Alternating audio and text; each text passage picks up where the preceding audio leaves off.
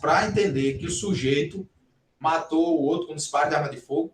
Não necessita de duas operações diferenciais. Então, pois bem,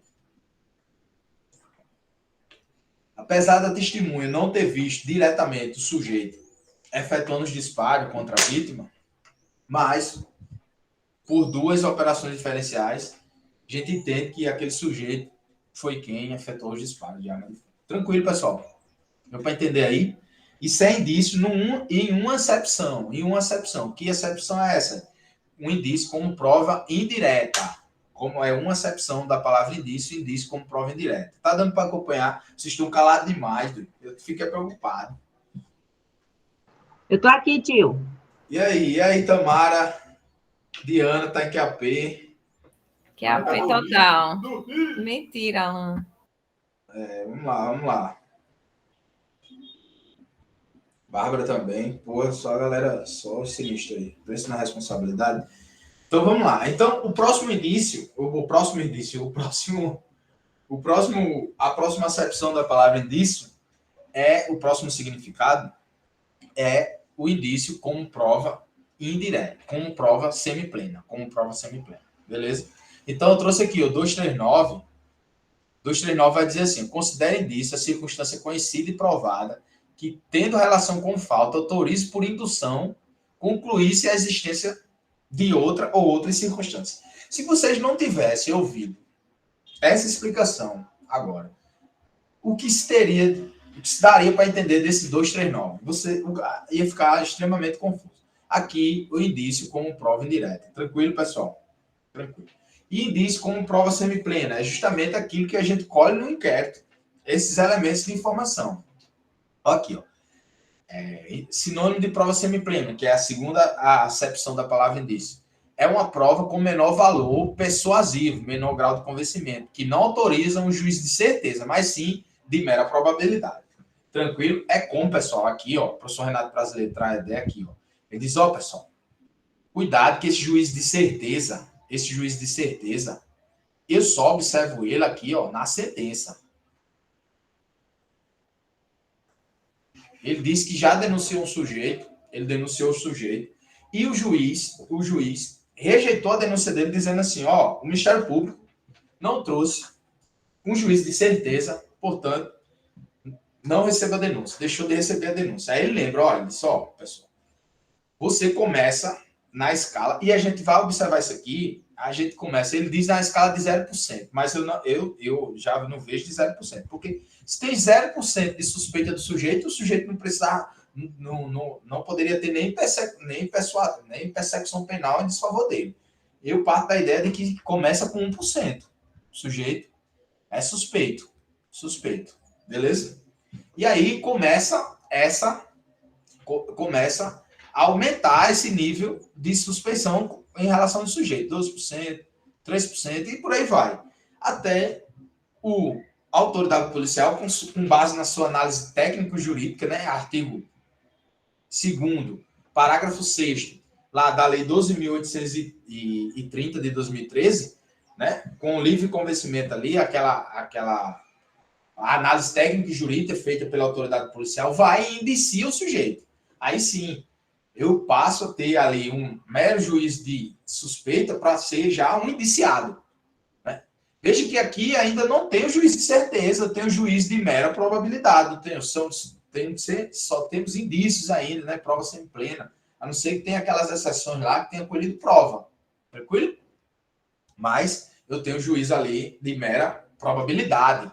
Né? E aí o cara passa a ser um denunciado. O Ministério Público denuncia ele, ainda com base em juízo de mera probabilidade. Eu só vou exigir o juízo de certeza aqui ou quando eu for condenar na sentença, beleza? Aí o Ministério Público, durante a instrução, vai produzir todas aquelas provas, como a gente estudou agora há pouco, para fundamentar lá aquela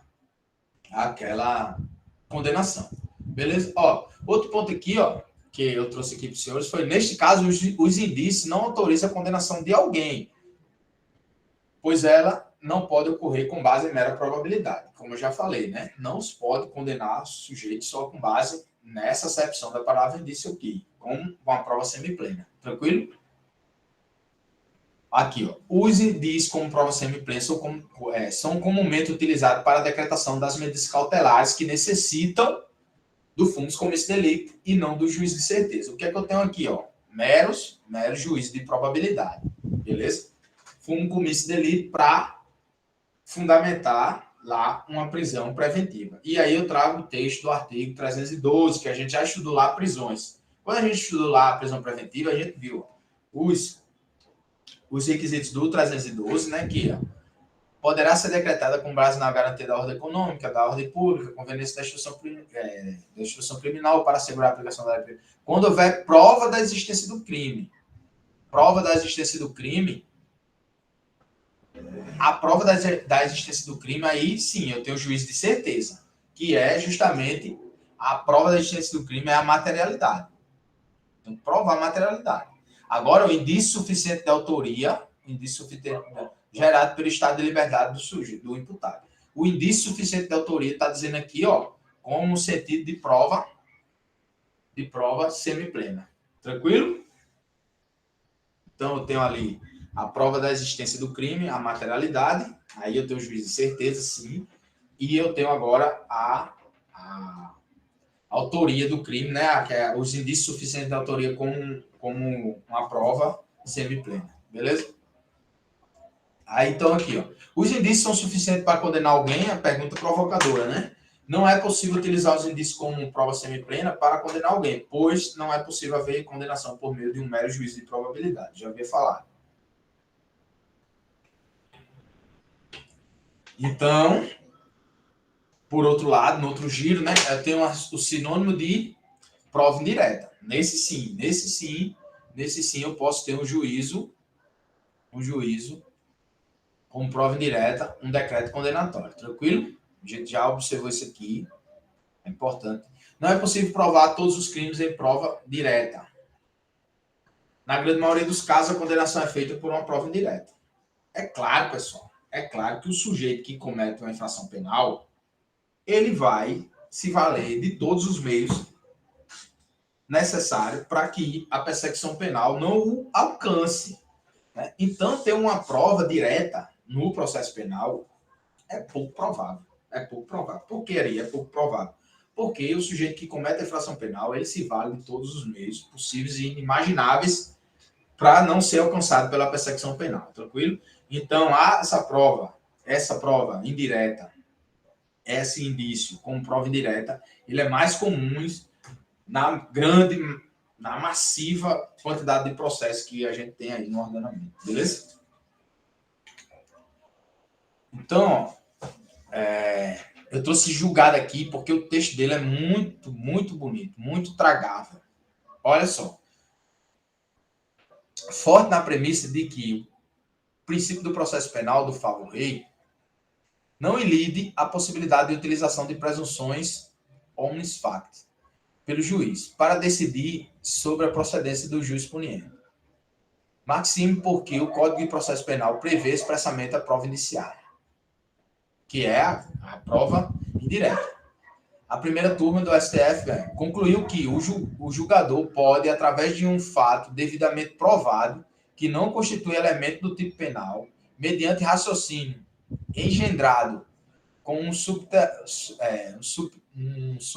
supedâneo nas suas experiências empíricas, concluir pela ocorrência da circunstância relevante para a qualificação penal da conduta, sobretudo em se tratando da criminalidade dedicada ao tráfico, como se organiza em sistema altamente complexo, motivo pelo qual a exigência de prova direta da dedicação a esse tipo de atividade, além de violar o sistema do livre conhecimento motivado, praticamente impossibilitaria a efetivação da repressão para essa espécie delitiva. Ou seja, o que é que o julgado quis trazer aqui para a gente? De forma brilhante. Meu amigo, se eu for admitir condenação única e exclusivamente com base em prova direta, eu vou inviabilizar a repressão de crime. Pelo a forma como ele se opera na sociedade. Ó. Sistema altamente complexo. Se organiza em sistema altamente complexo. Beleza? Pois dê uma lida nesse julgado, porque você pode utilizar essa expressão para fundamentar uma questão uma questão discursiva própria, que vem aparecer aí, beleza? E o vestígio, pessoal, a gente vai estudar o vestígio com mais calma, né, com mais profundidade, quando a gente for estudar a cadeia de custódia, beleza? Do artigo 158A. Mas vestígio entende que é todo objeto ou material bruto, visível ou latente, constatado ou recolhido que se relaciona à infração penal. Gente, com calma, a gente vai estudar ali toda a cadeia de custódia, porque é muito importante. No próximo encontro é que a gente vai fechar essa teoria geral da prova, a gente vai passar pela prova ilícita, né? E a prova derivada das ilícitas, fruto da árvore envenenada. A gente vai analisar aquelas 3 exceções e outras que é trazida pela doutrina da visão aberta, serendipidade. A gente vai passar por todos esses pontos e a gente vai estudar também aí essa questão da cadeia de custódia, né? Porque, assim, a cadeia de custódia está caindo em praticamente todos os certames aí, justamente devido à pertinência temática desse tema.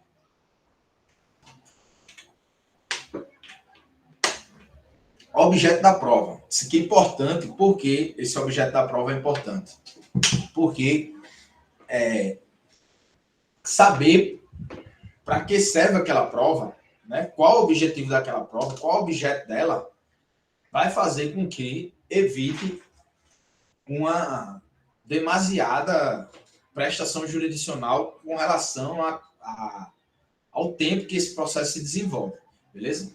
Então, às vezes, você, lá na prática policial, você está sendo ouvido como uma testemunha e, felizmente, vem perguntas que não têm pertinência com o caso, né? E saber o objeto da prova, né? E muitas vezes a própria defesa pergunta, sim, doutor, mas é o objeto da prova, qual é? Né? Qual o objetivo dele? Qual ponto o senhor quer esclarecer aqui?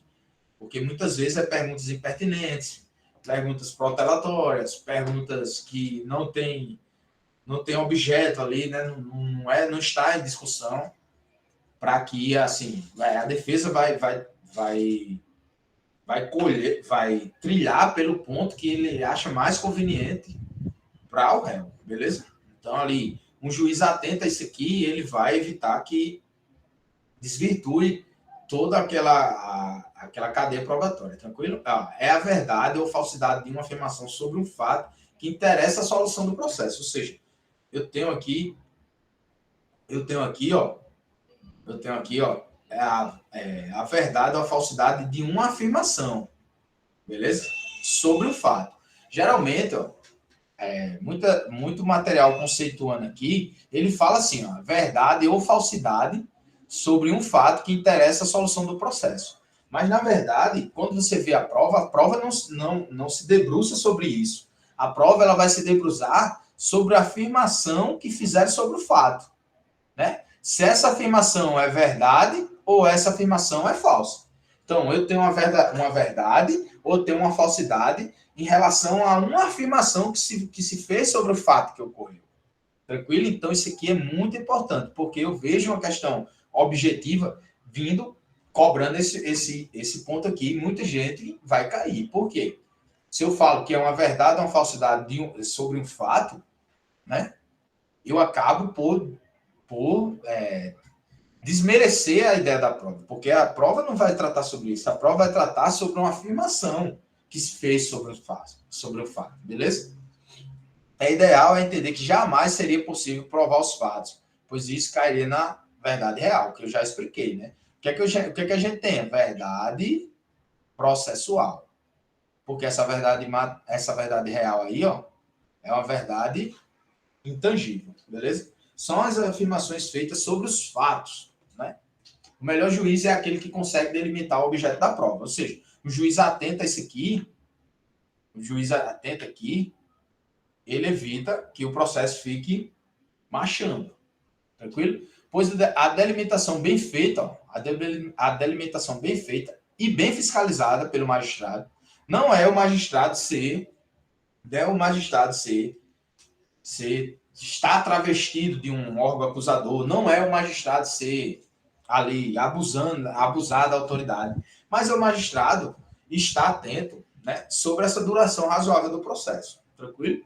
Para que eu tenha um garantismo integral, eu não se possa proteger de forma ineficiente os bens jurídicos, né, nem eu possa cometer excesso. Isso aí é o garantismo integral, beleza? A gente já falou sobre ele lá nas aulas de introdução lá ao processo penal, beleza?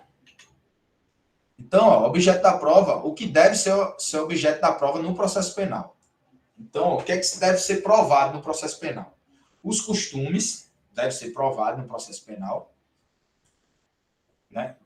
Eu já tinha pulado aqui, ó, a imputação constante na peça acusatória, ou seja, cabe ao MP provar os fatos, cabe ao MP provar os fatos alegados lá na inicial acusatória, na peça acusatória. Os costumes devem ser provados. Por exemplo, crime de furto praticado durante o repouso noturno, porque vai depender da localidade, né, pessoal? A gente sabe que em algumas localidades o repouso noturno é diferente. Por exemplo, o professor Renato Brasileiro, ele traz a diferença aqui em São Paulo, lá naquela via lá de São Paulo, bem movimentada, né? A Avenida Brasil, qual é aquela avenida lá de São Paulo? Avenida Paulista, né? Avenida Paulista. E aqui no interiorzinho onde eu moro. Ou seja, os costumes aqui, né, essa prática reiterada, seria o costume, pessoal. O costume é aquela prática reiterada com um sentimento de obrigatoriedade, né? Aquela prática que é diferente de um hábito, que cai no automático, né? Então, o costume é aquela prática que vem se reiterando ali em determinadas localidades. Então, é importante provar aqui os costumes, tranquilo? Aqui, a regulamento de portaria tem que ser provado também, pessoal. Salvo, aqui tem uma exceção, ó, salvo. O exemplo que se traz aqui, ó, a exceção é aquela portaria 344 da Anvisa, né, que define aqui o que seria droga. Beleza? Isso aqui, ó, entende-se, né, que a portaria 344, o juiz saiba, né, mas se eu trato de uma portaria ou de um regulamento específico, o juiz não é obrigado a saber. Então, você tem que provar essa portaria ou esse regulamento. Então, a doutrina traz esse exemplo aqui, beleza? O direito estrangeiro, estadual, municipal, você precisa provar também. Salvo, pessoal, a exceção está aqui, ó. Tem uma exceçãozinha aqui, ó, que era para ter colocado no material, eu nem coloquei. Mas eu vou trazer aqui para vocês agora. O juiz, ele é obrigado a saber o direito estadual e municipal da comarca que ele atua, que ele exerce suas atividades. Então, ó, fica atento nisso aqui, ó, porque se alguém vai pegar o e-book aqui sem ter visto a aula, pode acabar cometendo um erro aqui. Então, ó, na comarca que exerce as atividades. É uma exceção. Ou seja, tem que provar e o direito estrangeiro, estadual, municipal, sim, tem que provar. Salvo o direito estadual e o municipal, que o juiz exerce as atividades, tranquilo? Os fatos não contestados ou incontroversos é preciso provar. Por quê? A revelia no processo penal por si só não enseja condenação. Eu tenho que esses fatos que não foram contestados pelo réu, ele tem que estar em harmonia com os demais elementos colhidos no processo. Tranquilo? Então, preciso provar esses fatos não contestados ou incontroversos. Agora, por outro lado, o que é que eu não preciso provar? Os fatos notórios, isto é, fatos de conhecimento público geral. O que seria isso ali? Esses fatos notórios, que são fatos notórios, aqui, ó, que não precisa provar. Vou até destacar aqui, ó. Não precisa ser provado. Fatos notórios. Eu preciso provar, pessoal, que, por exemplo, na Avenida X tem um trânsito. Na Avenida Recife, por exemplo, o trânsito é caótico durante ali aquele período de pico. É um fato notório e que é público em geral, tranquilo? Então, em algumas situações que são fatos notórios, não precisa ser provado. Fatos axiomáticos ou intuitivos.